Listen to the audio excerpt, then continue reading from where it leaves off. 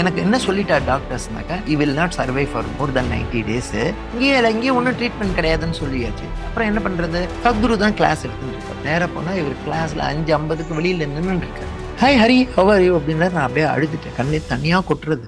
நான் சொன்னேன், இந்த மாதிரி இருக்கு உடம்பு, I been transferred, I'm going to Ratnagiri, I don't know what my disease. இப்படியே கட்டிட்டார். ஆலிங்கனம் ஒரு 5 நிமிஷம் ஆலிங்கனம் பண்ணார்.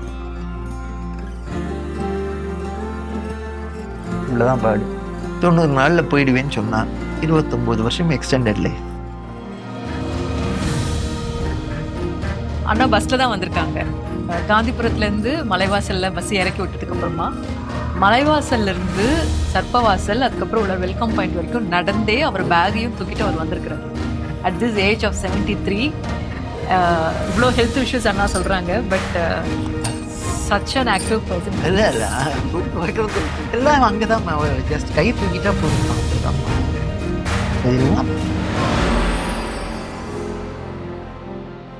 இந்த ஓவரால் ஜேர்னில பார்க்குறப்போ ஏதாவது ஒன்றத்தை வந்து நீங்கள் ஒரு டேர்னிங் பாயிண்டாக பார்க்குறீங்களா? சத்குரோட ரீச்லையோ, மக்கள் நம்மளை ரெக்கக்னைஸ் பண்ணுறதுலையோ? That I think that was one of the turning points. First time நம்ம வந்து இந்த மாதிரி கிராண்டாக ஒரு இந்த அளவுக்கு பெரிய லெவலில் வரைக்கும் நம்ம சத்குரு மீட்டிங் அரேஞ்ச் பண்ணதே கிடையாது. மீட்டிங் முடிஞ்சு வெளில வரும்போது அவர் கூட இந்த பக்கம் அந்த பக்கம் எல்லாரும் அவரை முச்சுண்டு வரா. நான் ஒரு தள்ளி ஒரு மூலையில் தான் இருந்தேன். இங்கேருந்து அவ்வளோ பெரிய தள்ளின்னு வந்தார். வந்து என் கையை பிடிச்சி தேங்க்யூ ஹரி சத்குருவா. அந்த particular meeting gave us a platform which we never had earlier. Miracle மொத்தம் எக்கச்சக்கமாக பேசிகிட்டே போகலாமா? வாயுரைக்க வருவதில்லை வாழ்க நிந்தன் மென்மே எல்லாம். எவ்வளோ பேர் சொல்லலாம், போயிட்டே இருக்கும். நினைச்சே பார்க்க முடியாதெல்லாம் நடந்திருக்கு எல்லாம். ஆனால் அவர் எந்த இடத்துலையும் நான் பண்ணினேன்னு எங்கள் அம்மா செத்து போகிற நிலையில் இருந்தா, போயிடுவான்னு டாக்டர்லாம் சொல்லிட்டா. நான் வரேன், சத்குரு கிளாஸ் விட்டு வெளியில் வந்துட்டுருக்கேன். இன்னும் ஹரியா ஹவ் இஸ் யுவர் மதர்னா, ஷீ இஸ் ஆன் வென்டிலேட்டர் எடுத்தால் she may go into coma or she may die. I don't mind her dying, but I don't want to die her unawareness. She is full of tubes now. இவ்வளோதான் சொன்னேன். மறுநாள் காலையில் எங்கள் அம்மாவோட அந்த பக்கத்தில் இருக்க பாட்டிக்கும் சரி எங்கள் அம்மாவுக்கும் சரி 2 பேருக்கும் வென்டிலேட்டர் ரிமூவ் பண்ணா. அந்த பாட்டி வென்ட் இன்டு கோமா. எங்கள் அம்மா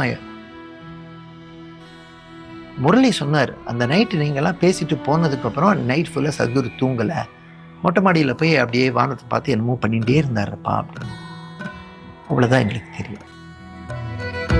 மெய்பொருள் கண்டு மெய்பொருள் கண்டு இப்போ நீங்கள் பூர்வ ஜென்மத்திலேருந்தே அவர் கூட உங்களுக்கு கனெக்ஷன் இருக்கிறதாகவும், same place, same people, same work சொன்னது எல்லாமே நீங்கள் சொன்னீங்க.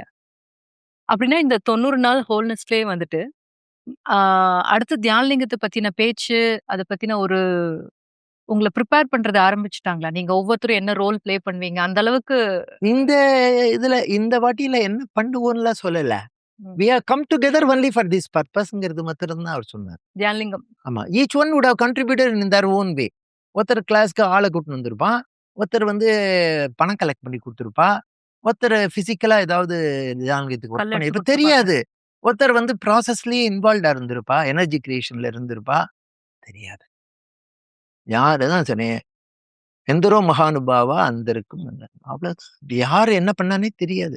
அங்க வந்து வாலண்டியர்ல கூட யாராவது இதை விட பெரிய உன்னதமான நிலையில இருக்கக்கூடிய மனிதர் இருந்திருக்கலாம், தெரியாது. இப்பவும் அந்த மாதிரி பல மனிதர்கள் இங்க மாத்திரம் இல்லை, வெளியிலே இருக்கலாம். எல்லாரையும் வணங்குறோம். அந்த வணங்கும் முகமாக என் சத்குருவை வணங்கும். அவ்வளவுதான். That's all it is. So உங்களுடைய கான்ட்ரிபியூஷன் என்னவா இருந்ததுன்னா தியானலிங்காக்கு? கான்ட்ரிபியூஷனே எனக்கு தெரியல. ஏதோ நான் ஏதோ சத்குருவை இதெல்லாம் சொல்றாரு, இதெல்லாம் உண்மைதானான்னு எக்ஸ்பெரிமெண்ட் பண்ணி தான் போனோம். ஃபர்ஸ்ட் என்னோட ஹெல்த் பெனிஃபிட் அது இதெல்லாம் எனக்கு கிடைச்சது. இது எனக்கு மட்டும்தான் கிடைக்குதா, எல்லாருக்கும் கிடைக்கிறதான்னு I just went like a mad chap. I experiment with innumerable people. இந்த 30 வருஷத்துல 1,00,000 பேர்கிட்ட பேசியிருப்பேன் சத்குரு, யோகா பத்தி, யோக பரப்புரை பத்தி, சத்குரு பத்தி. யாருக்கெல்லாம் அதிர்ஷ்டம் இருந்ததோ அவள்லாம் வந்தா. ஆனா நான் தான் வர வச்சேன்னு சொல்லிக்கிற இதுவும் கிடையாது. ஆனால் என் வாழ்க்கையில ஒரு பெரிய யோகத்தை பற்றிய பரப்புரை, பேச்சு, ஒரு பிராக்டிஸ் பண்றது ஒரு அங்கமாவே ஆயிடுது. அவ்வளவு இது இன்று வரையும் தொடர்ந்துன்னு இருக்கு. இன்னி வரைக்கும். எவ்வளவு நாள் தெரியாது. ஆனால் ஒரு நாளைக்கு யார்ட்டாவது ஒருத்தர்ட்டயாவது யோகா பத்தி பேசாமல் இருந்தது கிடையாது. இவ்வளவுதான் என்னுடைய பங்கு. நான் வேணும் பெருசா வேற ஒண்ணுமே பண்ணல. மத்தது அவர் பண்ணிக்கிட்டார். தனக்கு வேணுங்கிறதெல்லாம் நான் சொன்னேனே, யார வச்சு வேணாலும் கிரியேட் பண்ணிப்பாருன்னு சொல்லுங்களேன். அண்ணா நீங்க சீசன் 1ல குன்னூர் ப்ரோகிராம் எப்படி நடந்தது? எவ்ளோ சேலஞ்சஸ்க்கு நடுவுல இது ஒரு ஒரு மேஜிக்கலா நடந்ததுன்னு நீங்க சொன்னீங்க. அதுல ஒரு இடத்துல உங்களுக்கு உடம்பு சரியாம போயிடும். அப்ப சத்குரு உங்கள ரொம்ப தூரத்துல இருந்து பார்த்து, "ஹி வில் கெட் ஹாஸ்பிட்டலைஸ்டு சூன்" அப்படின்னு சொன்னாருன்னு சொன்னீங்க. அப்பவே உங்களுக்கு ஏதோ கொஞ்சம் உடம்பு முடியாம இருந்த ஒரு ஸ்டேஜ்.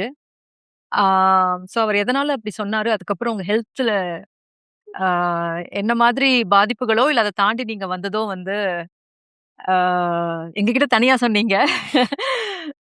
அது ரொம்ப இன்ஸ்பைரிங்கா அது கேட்டப்போ ரொம்ப பிரமிப்பா இருந்தது. இந்த மாரி ஒருத்தரோட வாழ்க்கையில நடக்குமா? இந்த மாரி ஒரு செகண்ட் இன்னிங்ஸ் இன்னொருத்தவங்க லைஃப்ல வருமா? அப்படின்றது. ஆமா. சோ சரி, நடந்ததெல்லாம் நினைச்சு பார்த்தா, இப்படியெல்லாம் கூட நடக்குமான்னு சொன்னா பாதி பேர் நம்ப கூட முடியாது. அந்த மாரி நிகழ்வுகள் தான் இது எல்லாமே. குன்னூர் கிளாஸ் நடக்கும்போது நானும் திலீப்பும் கடைசி 2 நாள் லெஃப்ட் அண்ட் ரைட் அந்த ரோட்ல ஒரு சைடு அவனும், ஒரு சைடு நானும் எல்லாரையும் யோகா கிளாஸ்க்கு இன்ட்ரோடக்ஷனுக்கு இன்வைட் பண்றதுன்னு போயிட்டோம். என்ரோல்மென்ட் 0. அப்போ அவன் ஒரு சைடு எடுத்துட்டான், நான் ஒரு சைடு எடுத்துட்டேன். நான் எடுத்துட்டு போன சைடுல அங்க ஒருத்தரு அந்த ஒரு பர்ட்டிகுலர் யோகா, பேர் வேண்டாம். அந்த யோகால அவர் தியானம் இனிஷியேட் பண்ணக்கூடியவரா கடந்த ஒரு 10 ஒரு 15 வருஷத்துக்கு மேல அங்க 2000 பேருக்கு மேல இனிஷியேட் பண்ணியிருக்காரு. அந்த மாதிரி அவங்கலாம் அவர தான் கிட்டத்தட்ட ஒரு குரு மாரியே பாவிக்கிறாங்க. ஏற்கனவே நான் கிளாஸ்க்கு நெறைய பேர் கேட்டபோது, நாங்க இந்த மாரி இந்த யோகால இருக்கோம். அவர் சொன்னா நாங்க இந்த கிளாஸ்க்கு வரோம்ன்னு வேற சொல்லியிருந்தாங்க. அப்போ நான் எல்லார்ட்டயும் எனக்கு வழக்கம் போல நான் என்ன சொல்லிட்டேன், அவர என்ன போய் பார்த்துட்டு அவரே இன்வைட் பண்ணிட்டா போச்சுங்கிற மாரி தான் இருந்தேன். ஸோ அவர் ஊட்டியில அந்த சமயத்துல ஒரு லேப் நடத்தியிருந்தார். பெத்தாலஜிக்கல் லேப் நடத்தியிருந்தாரு. அவரோட குவாலிஃபிகேஷன்லாம் தெரியாது. Maybe is a pathologist. அந்த இந்த நான் குடுத்துன்னு போன சைட்ல அவர் இருந்தார். சரி அவர் பேர் போர்ட பார்த்த உடனே சரி அவரையும் இன்வைட் பண்ணிடலான்னு போனேன். வழக்கம் போல எல்லாரையும் கூப்பிடுற மாரி அவரையும் இன்வைட் பண்ணிட்டோம். அவர் உடனே எங்க போனாலும் இந்த கேள்விகள் தான் வரும். இது என்ன மந்திர யோகாவா? தந்திர யோகாவா? கிரியா யோகாவா? பக்தி அது மாரி கேட்பா. எங்களுக்கு இந்த தியரி வந்தாலே 0 மார்க் தான். ஒண்ணும் தெரியாது. எங்களுக்கு தெரிஞ்சதெல்லாம் சத்குருட்ட போனோம். திஸ் இஸ் அவர் எக்ஸ்பீரியன்ஸ் வாங்குவோம். அவருக்கு கோவம் வந்துருச்சு. அவரு நெறைய கேள்வி மேல கேள்வி கேட்டாரு. இந்த கேள்வி எல்லாம் வந்து தயவுசெய்து நான் சாயந்தரம் சத்குரு இன்ட்ரோடக்ஷன் டாக் இருக்கு. அங்க வந்து கேளுங்கோ. இது உங்களுக்கு மாத்திரம் இல்ல. அங்க வரவா எல்லாருக்குமே சரியான விடை கிடைக்கும். வாங்கோ. நீங்க வந்துருங்கோங்கிறது மாத்திரம் தான் நான் இன்வைட் பண்ணேன். ஆனா, அவர் கோபத்தோட உச்சிக்கு போயிட்டாரு. "சினம் எனும் சேர்ந்தாரை கொல்லிங்கிற சொல்லிருக்காங்க." சில பேருடைய கோபம் அதிகமாச்சுன்னா, அது அவங்கள மாத்திரம் பாதிக்காது. அந்த ஏரியால இருக்க எல்லாரையுமே பாதிச்சுரும். அது எனக்கு அப்ப தெரியாது எனக்கு. நானும் ரொம்ப இன்னசென்ட்டா எல்லாரையும் கூப்பிடுற மாரி தான் கூப்பிட்டேன். அவருடைய ஹி வாஸ் சோ மச் பிராக்டிசிங்லாம் பண்றதுனால அவருடைய எனர்ஜி உச்சத்துல இருந்து அவர் கோபம் அந்த மாதிரி ஒரு கோபத்த வெளிப்படுத்திட்டார். வெளிப்படுத்தின உடனே எனக்கு அப்ப இந்த இடத்துலயே செஸ்ட்ல பெயின் வந்துடுது. தாங்க முடியல என்னால. செஸ்ட் பெயின் அந்த மாரி செஸ்ட் பெயின் நான் அனுபவிச்சதே கிடையாது. நான் அவர்ட்ட சார் நான் ஒண்ணும் பவ்யமா அவர ஆர்க்யூ பண்ணல, ஒண்ணும் பண்ணல. நீங்க கட்டாயமா சாயந்தரம் வாங்கோ. இந்த கேள்வியெல்லாம் என் குருட்ட கேளுங்கோ. எல்லாருக்கும் இந்த விடை கிடைச்சிரும். அப்படிங்கிற நிலையில தான் பணிவா தான் திருப்பி திருப்பி அதான் பேசினேன். ஆனா இந்த வலி தாங்க முடியல. அங்கேருந்து நேரா போனேன். அந்த ஸ்கூல் புக் பண்ணியிருந்தேன்ல இந்தி பிரச்சார சபா. அங்க பக்கத்துல தான் இருந்தது. நேரா போய் அங்க ஸ்கூல் குளோஸ்ட் அந்த சமயத்துல. ஒரு பெஞ்ச்ல போய் அப்படியே படுத்துன்ட்டேன். தாங்க முடியல. கொஞ்ச நாழி சவாசனம் பண்ணேன். ரொம்ப நாழி சவாசனத்துல இருந்த அப்புறம் கொஞ்சம் இது வராம இருந்தது. கொஞ்ச நாள் எழுந்து ஓங்கார தியானம் பண்ணேன். ஆனாலும் வலி குறைஞ்சதே தவிர ஃபுல்லா போல. நானு குன்னூர்லேருந்து ஊட்டிக்கு ஏதோ இந்த கிளாஸ் விஷயமா போறேன். வலி இருந்ததுனால இந்த இடது கைய நெஞ்சில வச்சுட்டு வலது கையில மாத்திரம் ஸ்கூட்டர் ஓட்டின்னு போறேன். குன்னூர்லேருந்து ஊட்டிக்கு போயின்ட்டுருக்கேன். திடீர்னு ஒரு ஜீப் "ஹாய் ஹரி" அப்படின்ட்டு போறாரு சத்குரு. அவரு அ ப அவரு இன்னும் விஜயக்கா இன்னும் யாரோ ஒண்ணு திலீப்லாம் போறான். எனக்கு இவெல்லாம் வந்திருக்கா தெரியாது. ஸோ அங்க மேல போய் அந்த ஸ்கூல் இடத்த போய் பார்க்கறதுக்காக வந்திருக்கா. அப்புறம் அவ குழந்தை ராதே அப்போ அங்க அங்க ஒரு ஒரு போர்டிங் ஸ்கூல்ல படிச்சுட்டு இருந்தேன். அது புக்ஸ் ராதையை பார்க்கறதுக்கும் வந்து. ஸோ நான் மேல போய் ஸ்கூல்ல போன உடனே கேட்டாரு, "என்னடா ரோட்ல போற, வண்டி ஓட்டுற, ரோட் சென்ஸே கிடையாதா உனக்கு? நீ ஓட்டுற வண்டியில வந்து நீ தப்பிச்சு போறதுக்கு காரணம் மத்தவங்கலாம் தான் ஒழுங்கா ஓட்டுறதுனால தான் நீ தப்பிச்சுன்னு இருக்க. இல்லைனாக்க இந்த மாரி ஓட்டுனா ஆக்சிடென்ட் தான் ஆகும்" அப்படின்னு. "ஏன் அந்த ஒத்த கையில எல்லாம் வண்டி ஓட்டின்னு இருக்க?" அப்படின்னா. நெஞ்ச இன்னொரு கையில எதுக்கு நெஞ்சில கை வச்சுன்னு வண்டி ஓட்டுற?" அப்ப ஐ டோல்ட் ஹிம், இந்த மாரி நெஞ்சு வலிக்கிறது. இந்த மாரி போனேன். ஒருத்தர்ட்ட பேசினேன். இந்த மாரி ஆயிடுத்து. போய் கொஞ்ச நாழி சவாசனத்துல இருந்தேன். சவாசனத்துல இருந்த அப்புறம் கொஞ்சம் குறைஞ்சுது. அப்புறம் கொஞ்ச நேரம் ஓம் சாண்டிங் பண்ணேன். கொஞ்சம் குறைஞ்சாப்புல இருந்தது. ஆனா வலி இருந்துட்டே தான் இருக்கு. அவர்ட்ட நீ அவர்ட்ட நீ ஆர்கியூமென்ட் பண்ணினியான்னு கேட்டேன். இல்ல சத்குரு, எனக்கு தெரியாது. என் குருட்ட கேளுங்கோன்னு திருப்பி திருப்பி பணிவா தான் சொன்னேன். சரி அப்படின்ட்டார். அவ்வளவுதான். வேற ஒண்ணும் சொல்லல. எனக்கு அதனுடைய எஃபெக்ட் அவ்வளோ ஆகும்னு தெரியல. Towards the end of the class Sadhguru வரும்போது, வீட்டுக்கு வரும்போது நான் பாட்டுக்கு அப்படியே மயக்கமா படுத்துட்டு இருப்பேன். அவர் வந்தா எழுந்து குரல் கேட்டா கூட எழுந்து அசைய கூட முடியாது என்னால. அந்த மாரி அப்பவே டவுன் ஆயிடுத்து பாடி. அப்பதான் இந்த ஸ்டேட்மெண்ட் சொன்னாரு. கிளாஸ் முடிஞ்சுட்டு சத்குரு அ எல்லாம் நல்லபடியா முடிஞ்சு அவங்கலாம் போயிட்டாங்க. நான் வந்து ஊருக்கு போறேன். திடீர்னு என்னுடைய பாடியில ஒரு பிரச்சனை. என்ன பிரச்சனை? அது ஒரு லூஸ் மோஷன் போயிட்டே இருக்கும். எதனால போறதுன்னே கண்டுபிடிக்க முடியல டாக்டரால. அவங்க ம் ஒரே வீக் ஆயிடும். அப்படியே கிட்டத்தட்ட கொலாப்ஸ் ஆற மாரி ஆயிடும். நான் என்ன பண்ணேன், இங்கேருந்து நான் ரத்னகிரி, எனக்கு போஸ்டிங் ரத்னகிரி ட்ரான்ஸ்ஃபர் வந்துடுத்து. ரத்னகிரி எங்க நம்ம மகாராஷ்டிரா? ரத்னகிரிங்கிறது மகாராஷ்டிரா கீழ சவுத் மகாராஷ்டிரா. கோவாலேருந்து 200 கிலோமீட்டர் மேல. அங்க எனக்கு ட்ரான்ஸ்ஃபர் வந்துடுத்து. நான் என்ன பண்ணேன், இங்கேருந்து நான் பூனேக்கே போயிட்டேன். இங்க பூனே தான் ஹெட் குவார்ட்டர்ஸ் அப்போ. பூனேல போய் இந்த மாரி என்னன்னு தெரியல என் உடம்பு. என்னால ஒண்ணுமே பண்ணல. நான் அப்படியே விழுந்துடுறேன். டாக்டர்லாம் டயக்னோஸ் பண்ண முடியல. எனக்கு ஏதாவது மெடிக்கல் இருக்கிற ஃபெசிலிட்டி, ஏன்னா அங்கெல்லாம் மெடிக்கல் ஃபெசிலிட்டியே கிடையாது. ம். மெடிக்கல் ஃபெசிலிட்டி இருக்கிற ஊர் குடுங்கோன்னு கேட்டேன். இது உன்னை எங்கேயாவது பார்த்து லைட்டா போடுறேன்னு அந்த பர்ட்டிகுலர் ஆஃபீசர் எனக்கு ஒரு வாக்கு குடுத்து, "நீ ரத்னகிரிக்கு போயிடு. இந்த இடத்துல ரிப்போர்ட் பண்ணுன்னு" சொல்லிட்டாரு. அங்கேருந்து அங்கேருந்து சென்னைக்கு வந்துட்டே இருக்கேன். வீட்டுக்கு வந்து கொஞ்ச நாள்ல அப்படியே ஐ கொலாப்ஸ்ட். எங்க இருந்து? சென்னை புனேலேருந்து நான் I am coming to Chennai. Chennai வந்து சேர்ந்தேன். வீட்ல வந்தோனே கொலாப்ஸ் ஆயிட்டேன் அப்படியே. நான் கோயம்புத்தூர் வரணும், இன்னும் கோயம்புத்தூர் வரல. எங்க அம்மா வீடு அங்க இருக்கு. உடனே என்ன அர்ஜென்ட்டா கூட்டின்னு போய் விஜய் ஹாஸ்பிட்டல்ல சேர்த்துட்டாங்க. விஜய் ஹாஸ்பிட்டல்ல டெஸ்ட் பண்ணிட்டு எனக்கு வந்து வாயிலேருந்து குதம் வரைக்கும் உள்ள என்டையர் இது வந்து நெருப்பு வச்சு சுட்டா எப்படி ஆயிடும், அந்த மாரி ஆயிடுச்சு. எனக்கு என்ன சொல்லிட்டார் டாக்டர்ஸ்னாக்க, நான் வந்து 4 ஃபுட் தான் சாப்பிடலாம். ஒண்ணு குக்குடு ரைஸ், பாயில்டு ரைஸ்.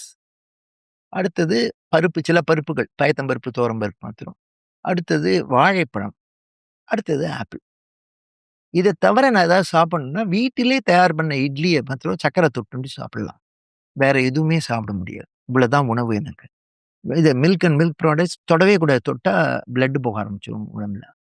எது சாப்பிட்டாலும் உடம்புல உள்ள ஆசிட் வந்து ஒரு 2 லிட்டர் ஆசிட உள்ள கான்சன்ட்ரேட்டட் ஆசிட் போனா எப்படி இருக்கும்? அந்த மாரி எரியும் எப்பவுமே உடம்பு. ஒரு நாளைக்கு 5 மணி நேரம் மயக்கமா இருப்பேன். இதோட நான் டிராவல் பண்ணி, இப்போ இந்த ரத்னகிரி போறதுக்கு முன்னாடி, ஏர்போர்ட்டுக்கு போறதுக்கு முன்னாடி என்ன பண்ணேன், நான் இப்ப கோயம்புத்தூர்ல தானே இருந்தேன். நம்ம ரெட் கிராஸ்ல தான் அன்னைக்கு கிளாஸ் பை சான்ஸா நடந்துருந்தது.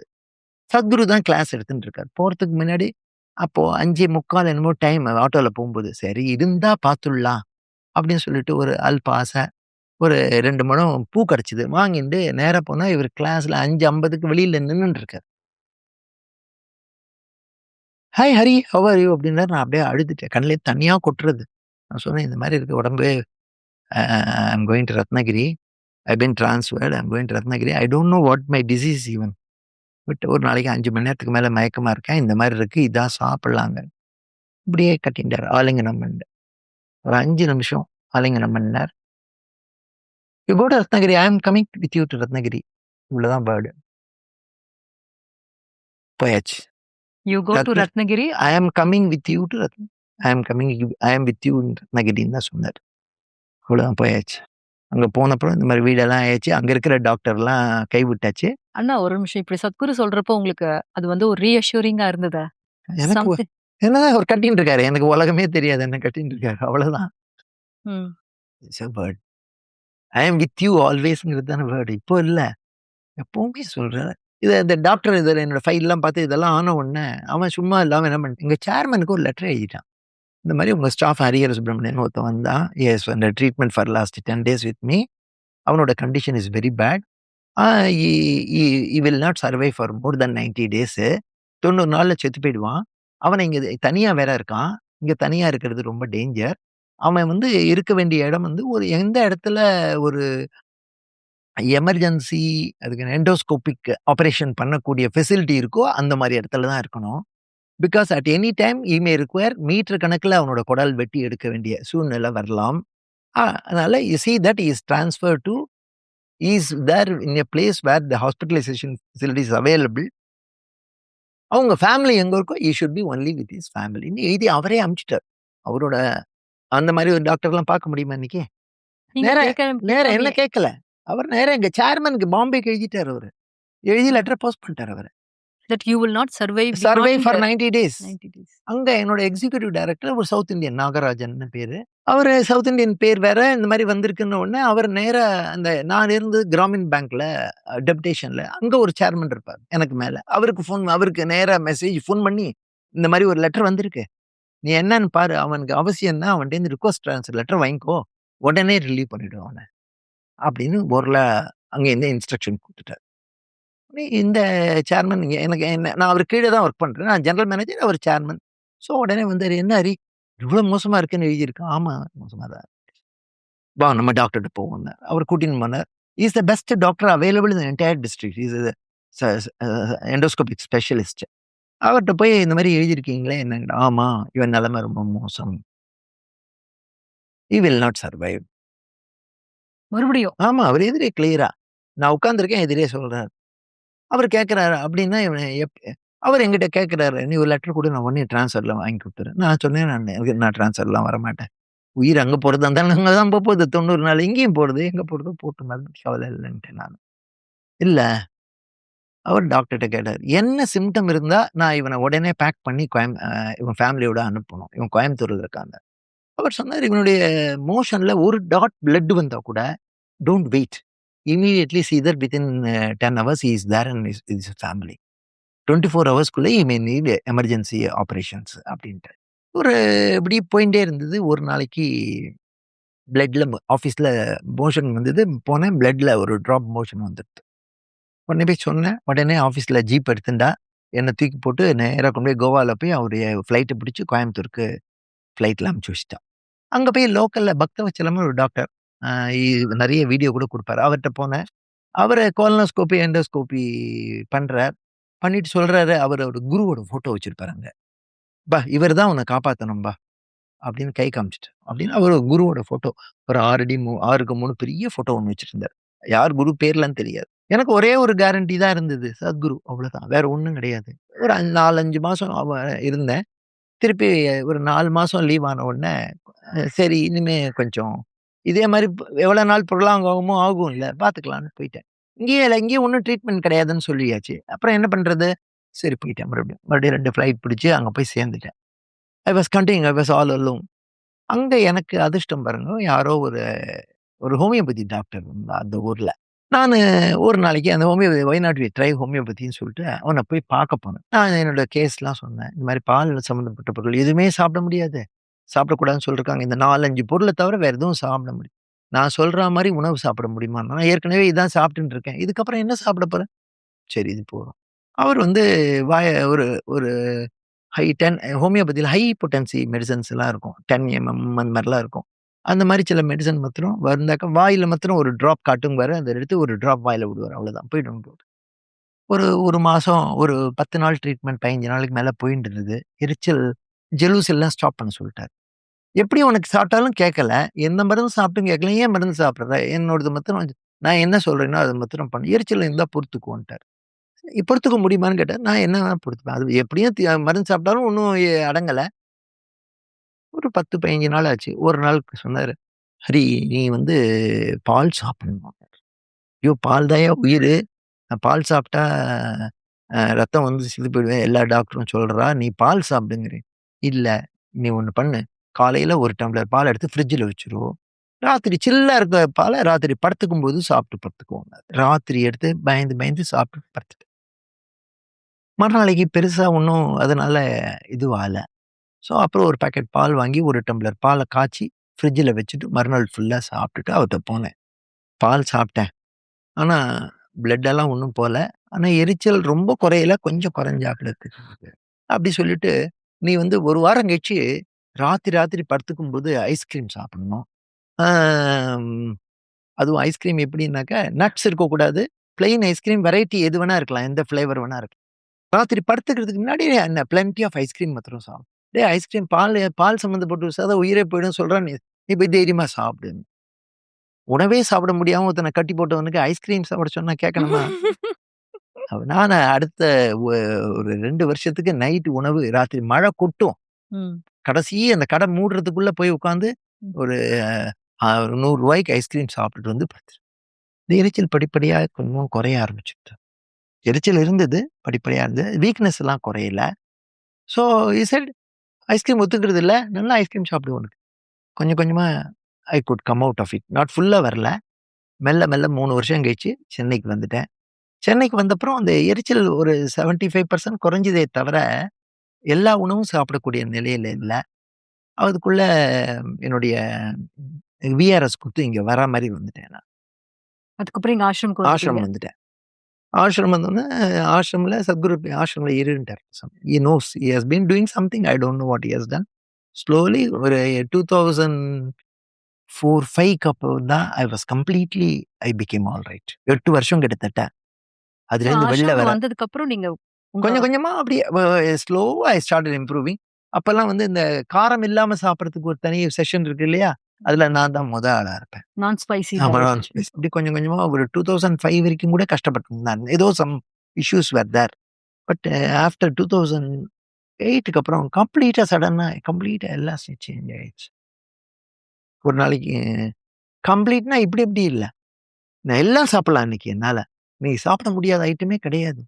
இப்போ இன்னைக்கு கூட காலைல கேட்டாரு, "ஹரி" என் கூட ஒருத்தர் நம்ம பழைய வாலண்டியர் சாமி அண்ணன் இங்க இருக்காரு. சுவாமி அவர் வந்து 80 வயசுக்கு மேல இருக்கும் அவருக்கு. "என்ன ஹரி எல்லாம் சாப்பிட முடியுமா இப்போனால?" "நான் எல்லாம் சாப்பிடுறேன். பாரு நான் தட்டு நிறைய போட்டு ப இதெல்லாம் கையெடுத்து கும்பிட வேண்டியது தானே." இன்னைக்கு கிட்டத்தட்ட எத்தனை வருஷம் ஆச்சு? 3 இது ஒரு 26, 29 வருஷம்.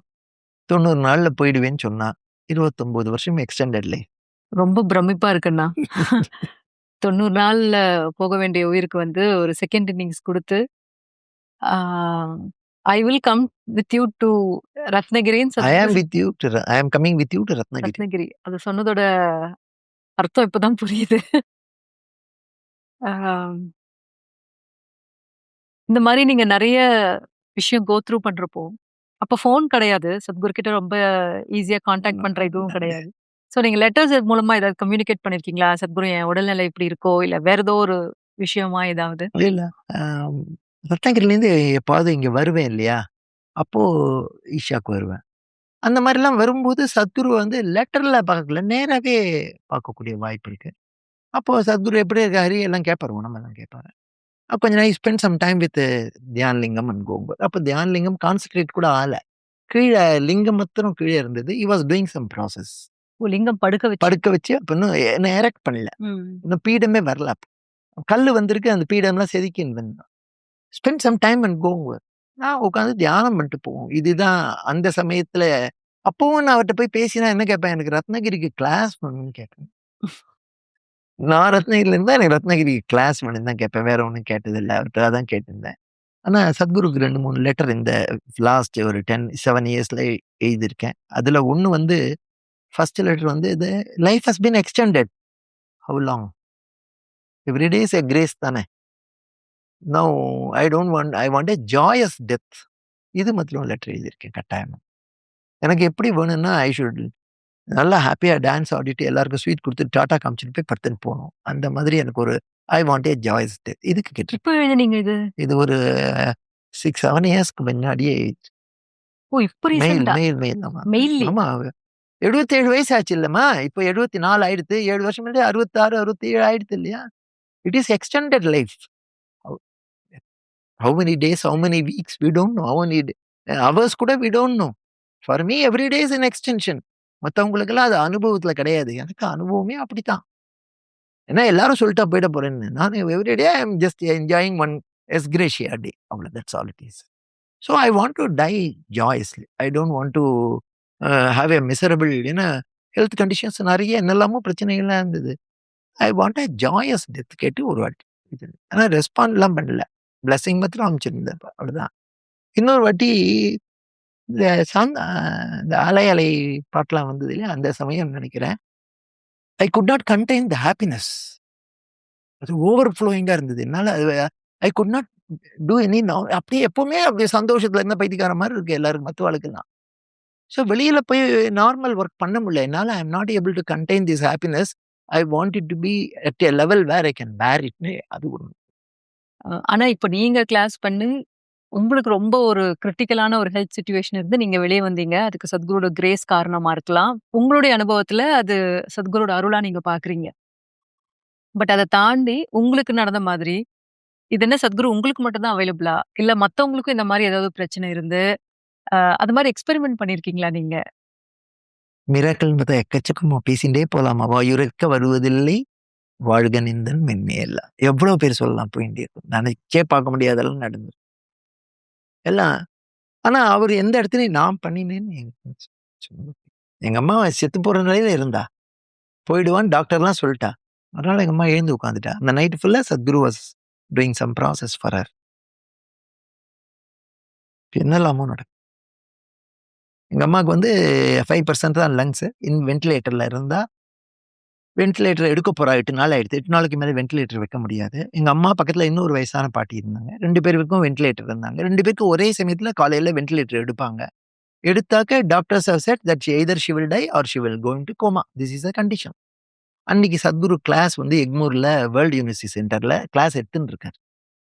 நாளைக்கு காலையில எடுக்க போறா. நான் போறேன். அதுக்கு முன்னாடியே என்னுடைய தம்பி ஒய்ஃப் போயிட்டா. அவ கொஞ்சம் எமோஷனல் டைப். சத்குரு நேரா போய் சத்குரு எல்லாத்தையும் பேசுவேன் எங்க ஆத்துல எல்லாத்தையும். ஆத்துக்கெல்லாம் நிறைய வாட்டி வந்து வீட்டுக்கு வந்ததுனால நேரா சத்குருட்ட போய் அவ அழுதுட்டா.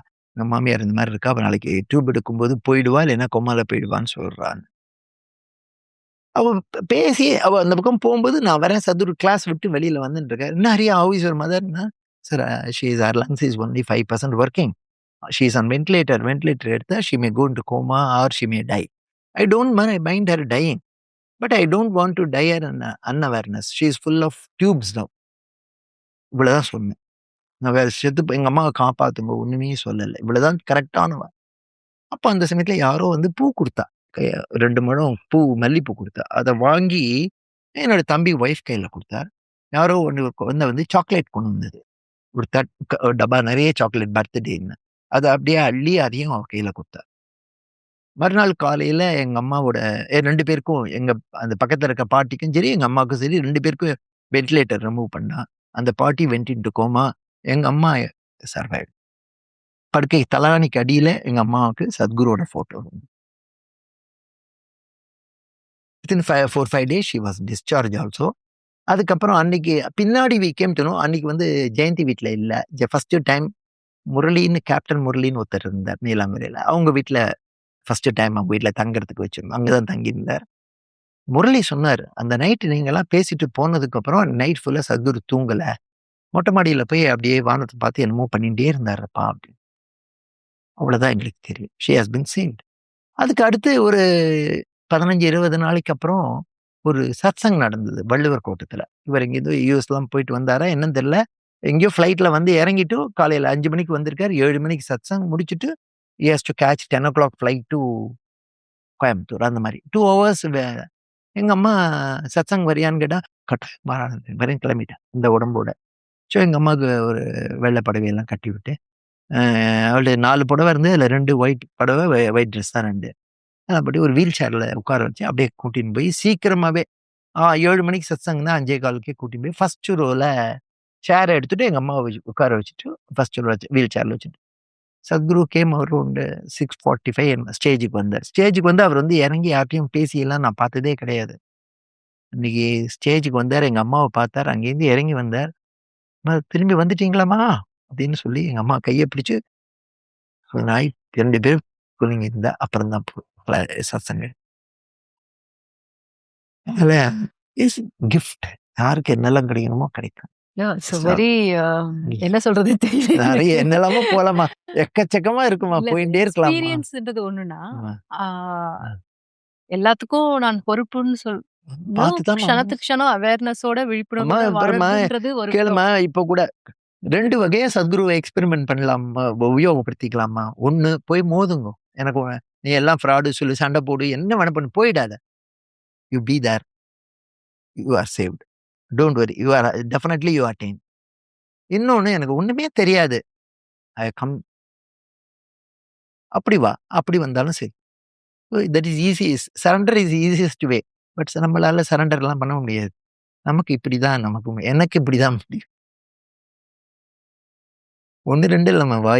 அதுக்கு தான் சொல்றது. வாயுரைக்க வருவதில்லை வாழ்க நிந்தன். அண்ணா இவ்ளோ அவ்வளோ. பேசியிருக்காங்க. ஆ, போன சீசன் வந்திருக்கிற சமயத்துல இவர் இவ்ளோ ஹெல்த் இஷ்யூஸ் சொல்றாங்க. He was probably 6 months younger நெனைக்கிறேன். 6 மாசம் முன்னாடி இல்ல. வந்திருந்தப்போ. மேபி 6 மாசம் இல்ல. 4 மாசம் 4 தான். மந்த்ஸ். ம். அண்ணா பஸ்ல தான் வந்திருக்காங்க.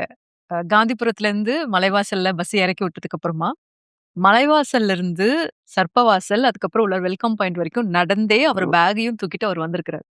அட் திஸ் ஏஜ் ஆஃப் 73 இவ்ளோ ஹெல்த் இஷ்யூஸ் அண்ணா சொல்றாங்க. But such an active person. இல்ல, இல்ல. தூக்க வைக்கிறது எல்லாம் அங்கதாம்மா. ஜஸ்ட் கை தூக்கிட்டா போதும்மா. அவ்வளோதாம்மா. மத்த எல்லாம் எனக்கு என்னோட பிரெயின் ஃபார்மேட் பண்ணி எதெல்லாம் வேண்டாமோ அதெல்லாம் டெலீட் பண்ணி, எது வேணுமோ அத மாத்திரம் வச்சு கிளீன் பண்ணி குடுத்துட்டாரு. That is the reason why. There are many things which is not in my memory at all. எப்படி போச்சுன்னே தெரியாது. ஏதோ மெமரியில என்ன இருக்கணுமோ அது மாத்திரம் வச்சிருக்காரு போல இருக்கு. அவ்வளவுதான். That's all it is. அண்ணா ஈஷா ஆரம்பத்துல ஒரு சின்ன ப்ரோக்ராமா அங்கங்க நடந்துட்டு இருந்தது. அதுக்கப்புறம் ஒவ்வொரு வாலண்டியரும் அவங்க ஊருக்குள்ள கிளாஸஸ் எல்லாம் பண்ண ஆரம்பிச்சாங்க. பேரலா ஆசிரமும் வளர்ந்துகிட்டே இருக்கு. இந்த ஓவரால் ஜேர்னில பார்க்குறப்போ, ஏதாவது ஒண்ணுத்த நீங்க ஒரு டர்னிங் பாயிண்ட்டா பார்க்குறீங்களா? சத்குரோட ரீச்லயோ, இல்ல மக்கள் நம்மள ரெகக்னைஸ் பண்றதுலயோ, முன்ன எப்படி இருந்தது? இப்ப எப்படி மாறியிருக்கு? அந்த மாதிரி டர்னிங் பாயிண்ட்ஸ் அப்படின்ற மாதிரி நீங்க எத பார்க்குறீங்க? டர்னிங் பாயிண்ட்ன்னு பார்க்கணும்னாக்கா, என்னுடைய அனுபவத்துல பார்த்தேன்னாக்கா, குன்னூர் கிளாஸ்.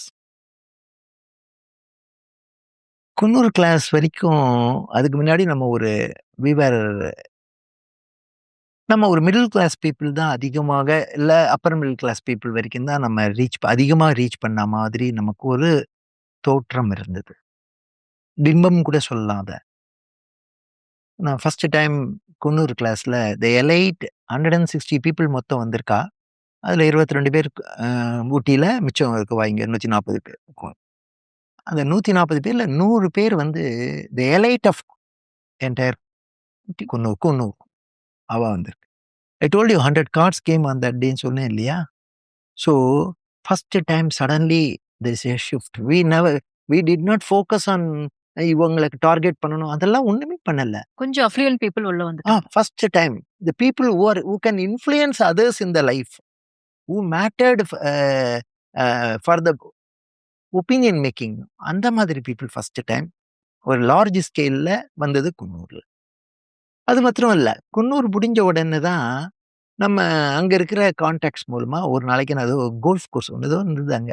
இங்க போகும்போது அங்க ஒருத்தர் கேட்டாரு. "ஏய் ஹரி இங்க வா" அப்படின்னாரு. நம்ம ஹாக்கி டீம் இருக்கு இல்லையா? அவங்க அதுக்கு முன்னாடி நம்ம தான் ஒன்ஸ் அப்பான் அ டைம் ஹாக்கில கன்டினியூஸா வேர்ல்டு சாம்பியனா இருந்தோம்.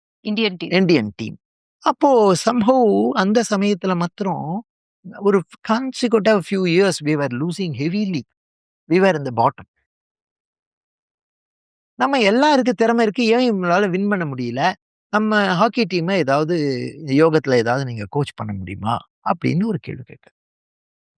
நான் சத்குருட்ட கான்டாக்ட் கொடுத்து அவர்கிட்ட பேச சொன்னோம். ஃபர்ஸ்ட் டைம் நமக்கு அது வரைக்கும் ரெகக்னிஷன், பப்ளிக் ரெகக்னிஷன் ஒன்றும் கிடையாது. வேற நீங்க ஆசிரமம் அவ்வளவுதான். First time one entire hockey team came and stayed here for 10 days and some program was conducted for them by Sadhguru. அதெல்லாம் அந்த குன்னூர் ப்ரோக்ராமோட ஒன் ஆஃப் த ஆமா, பார்ட்டிசிபென்ட்ஸ். அது பார்ட்டிசிபென்ட்ஸ் மூலமா அந்த லிங்க்னால வந்தது.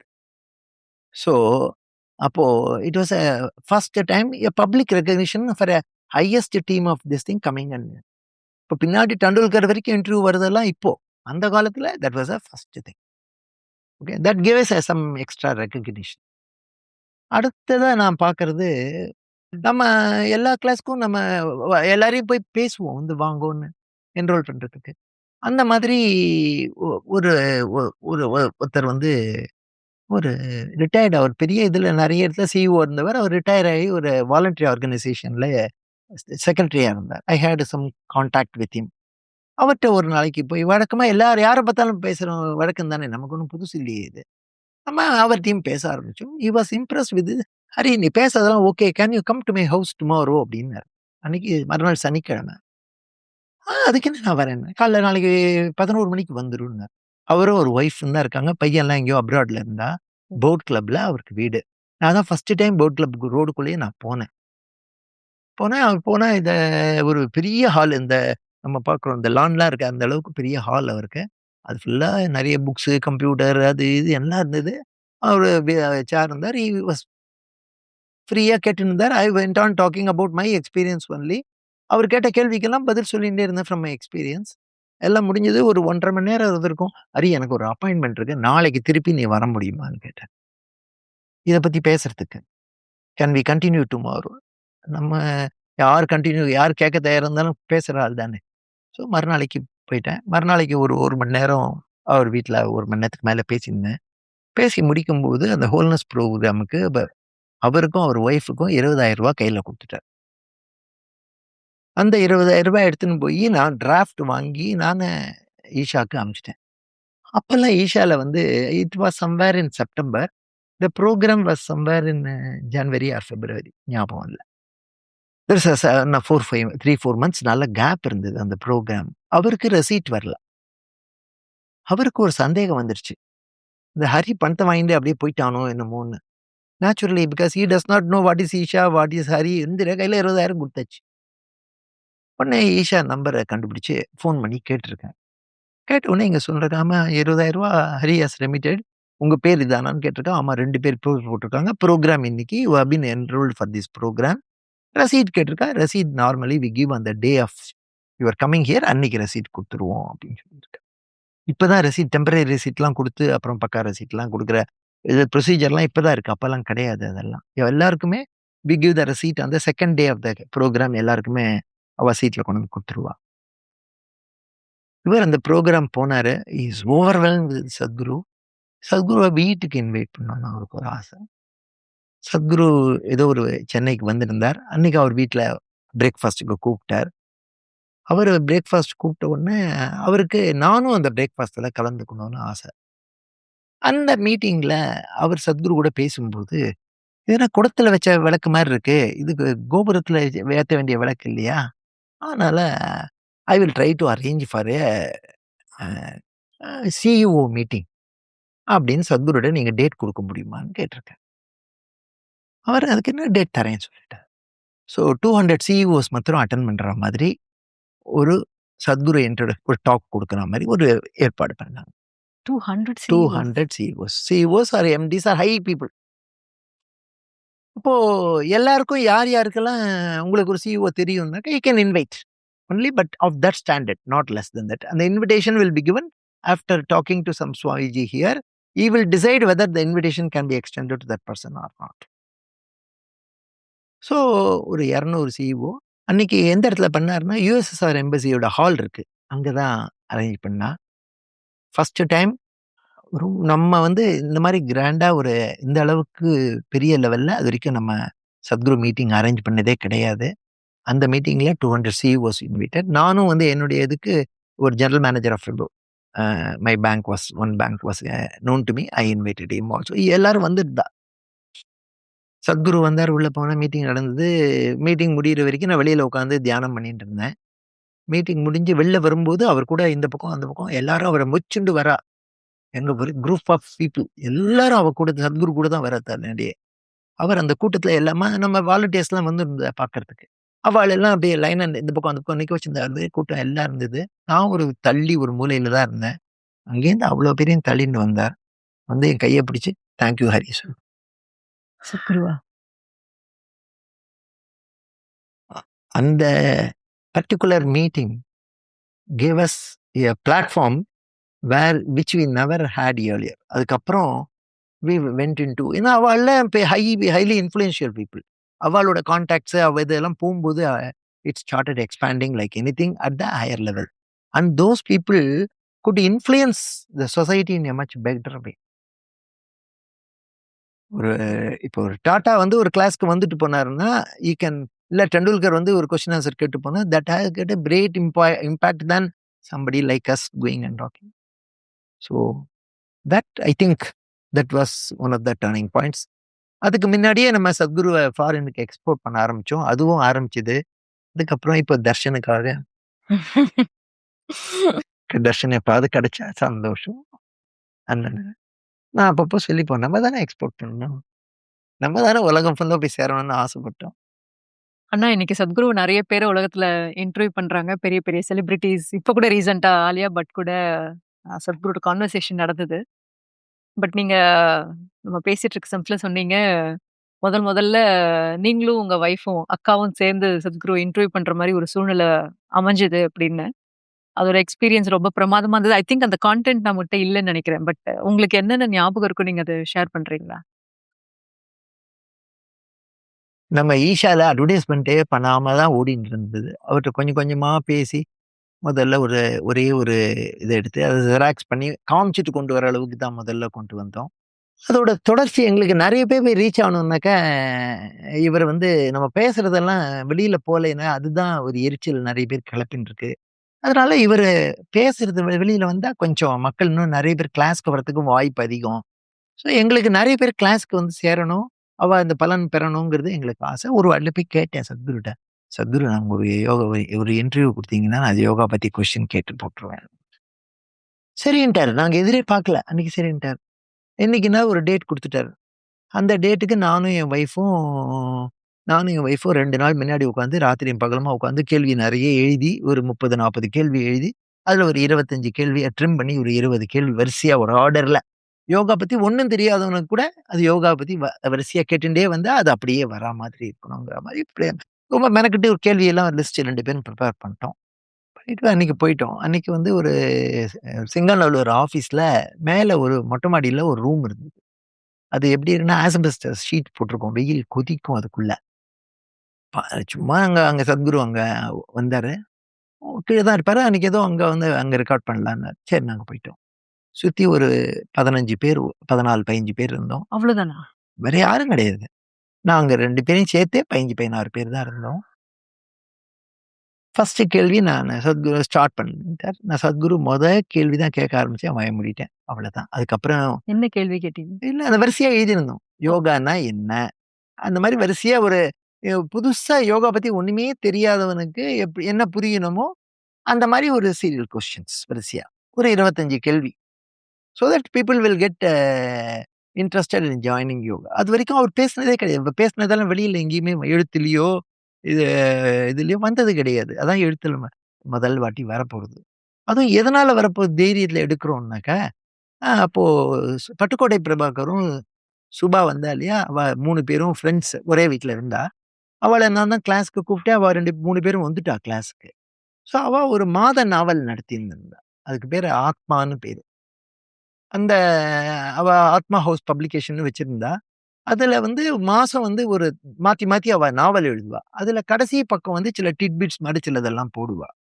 அந்த இதுல இந்த கொஸ்டின் ஆன்சரை பப்ளிஷ் பண்றதுங்கிற மாதிரி கேட்டு அவள்கிட்ட இன் பிரின்சிபல் அப்ரூவல் வாங்கிட்டு நானும் பாலாவும் நானும் என் ஒய்ஃப் தான் எடுத்தோம் போய்.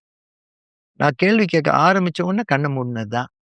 முடியிற வரைக்கும் என்னால கண் திறக்க முடியல. உடம்புல எந்த பாஷனும் அசைய கூட முடியல. நான் மாத்திரம் இல்ல. இங்க இருந்த எல்லாரும் அதே நிலையில இருந்தா. என் ஒய்ஃப் மாத்திரம்தான் 25 கேள்வியும் கேட்டா. அழகா பதில் சொன்னார். அந்த டேப் ரெக்கார்ட் பண்ணது டேமேஜ் ஆயிடுச்சு பின்னாடி. ஆனா அத எழுதி அந்த பத்திரிகையில பப்ளிஷ் ஆயிருக்கு. அது மாத்திரம் எங்கள்கிட்ட இருக்கு அந்த கொஸ்டின் ஆன்சர்ஸ்.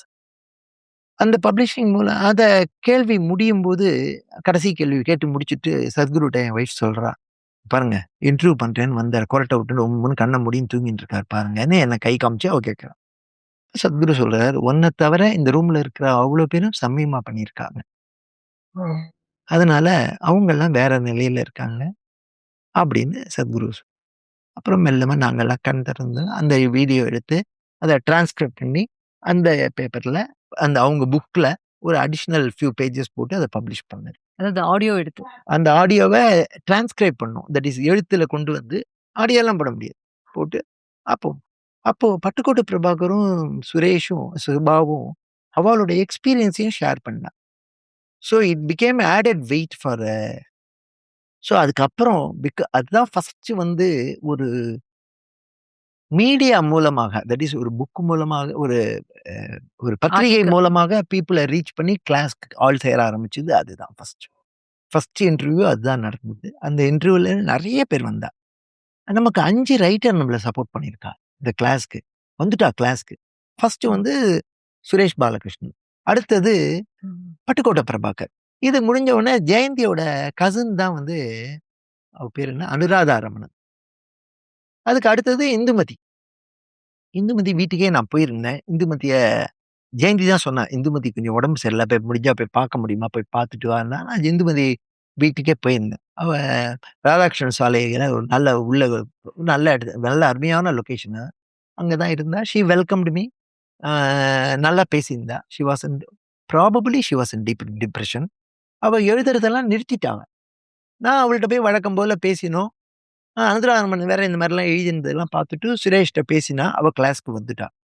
கிளாஸ்க்கு வந்தப்புறம் அவ்வளோ ஆனந்தமாயிட்டா. குமுதத்துல ரொம்ப எழுதுறதெல்லாம் ஸ்டாப் பண்ணி முடியாதுன்னு ரிஃப்யூஸ் பண்ணவ ஒரு ஆர்டிகிள் இதைத்தான் நான் எதிர்பார்த்தேன் அப்படின்னு ஒரு ஆர்டிகிள் போட்டு ஒரு 3 பக்கம் எழுதினா. அதை குமுதத்துலையும் ஃபுல்லா பப்ளிஷ் பண்ணா. இந்த 5 ரைட்டரும் நமக்கு வந்து மீடியா எக்ஸ்போஷர் ரொம்ப கொடுத்தா. அதனால தான் நம்ம தமிழ்நாட்டுல தமிழ் வாசகர்களுக்கு ஒரு பெரிய ஒரு இம்ப்ரெஷன் கொடுத்தது இவ 5 பேர். நிச்சயமா. அவளுக்கெல்லாம் கையெடுத்து கும்பிடணும். இதுதான் எழுதுறது. அந்த மாதிரி எக்ஸ்பீரியன்ஸ் இருந்தாலும் அதை தைரியமா எழுதுறதுக்கு வரணும் இல்லையா? அண்ணா கூட இப்ப நம்ம கேமரா ஆஃப் பண்ணிட்டோம் அப்படின்னா ஆஃப் பண்ணிட்டோம். இல்ல இல்ல ஆன் பண்ணிக்க. இந்த ஓடிட்டு தான் இருக்கு. ம். ஆ, அதுக்கப்புறம் கொஞ்ச நேரம் உட்காந்து அவர் கூட பேசினோம்னா இன்னும் நிறைய விஷயம் சொல்வாரு. இப்படிதான் நாங்க ஒரு எபிசோடா கண்டினியூ பண்ணிக்கிட்டே இருக்கிறோம். டெஃபினட்டா இந்த சீசன் 2ல அண்ணா ஷேர் பண்ண ஆ, விஷயங்கள் எல்லாமே ரொம்ப ரொம்ப ரொம்ப நம்ப முடியாததா இருந்தது. நம்ம இங்கிலீஷ்ல வந்து இந்த மம்போ ஜம்போன்னு சொல்லுவோம் இல்லையா? அந்த மாதிரி தான் இருந்தது. இந்த மாதிரிலாம் நடந்திருக்க வாய்ப்பு இருக்கா அப்படின்ற மாதிரி. பட் அந்த மாதிரி எக்ஸ்பீரியன்ஸ் ஆன மனிதர்களும் கண்ணு முன்னாடி இருக்கிறாங்க. பார்த்துருக்காங்க, நம்மள சுத்தி இருக்கிறாங்க அப்படின்றப்போ அது நம்பாம இருக்கவும் முடியல. திஸ் எபிசோட் என்னோட எக்ஸ்பீரியன்ஸ்ல ஒரு மேஜிக் மழைன்னு தான் சொல்லணும். Thank you so much Anna.